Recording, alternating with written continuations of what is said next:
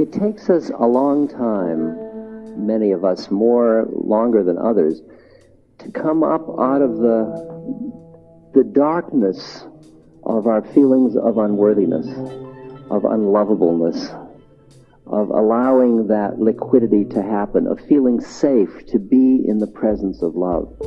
When you can accept that you are lovable, then the fear starts to dissolve. It's allowing your own beauty. It's allowing the beauty of your soul, which is behind your personality. It's behind all that stuff. Just another radiant bit of light, another soul. And I think at this moment, it's nothing violent to do. You just observe the kind of sadness, the feeling of loneliness, the feeling of separateness, the feeling of pain. You just watch it and allow it. And don't get too fierce about it, or don't feel too deprived about it, and don't milk the self-pity of it. You know, just notice that it's just a passing show. It's just another place your mind is grabbing. It's all mind. You realize that. The only thing you're stuck in is not even history. It's just mind. It's a model you have of who you think you are and who you think everybody else is.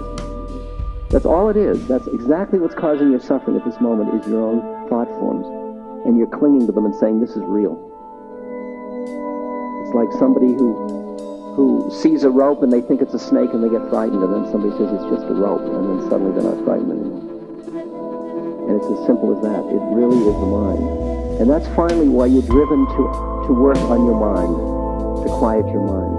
Because you see the way your personality is really just a series of thoughts that you keep investing. Like the first moment you felt the sadness or the loneliness or the emptiness or the pain, that started a whole track of, oh, this is like I've always felt in the past, and you started to build the whole storyline all over again. And it's at that moment, it's just, sadness. Oh, yes. Comes and goes. Because I would say that most people in this room, if you scratch the surface, you will find some residual unworthiness from just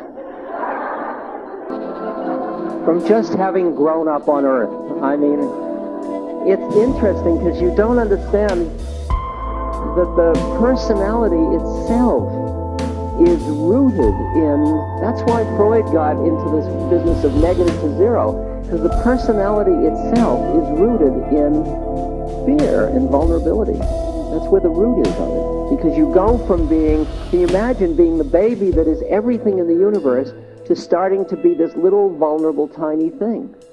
And the first time you realize there are big forces and you're not them, how incredibly inadequate one must feel if you could give words to it.